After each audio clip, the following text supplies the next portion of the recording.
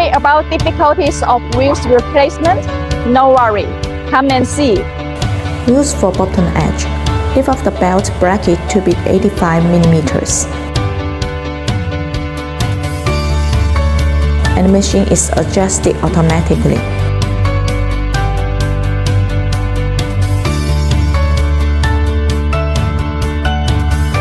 After adjustment finished, loose the screw by hexi key and take the wheel out.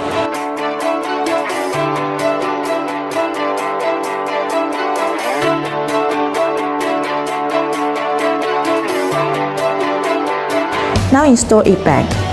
Simply reassemble it in reverse order and then adjust the cooling motor pipes. Wheels for upsize areas. Adjust height to be 21 mm for angle lifting. Now we have enough space. Likewise, take out the wheel easily after screw loosing. Now install the wheel back. Pay attention to the screw hole around.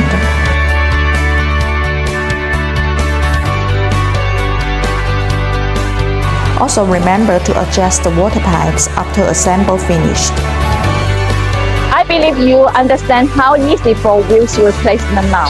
If you still have any questions, welcome to leave us a message or contact us. We'll be back you soon.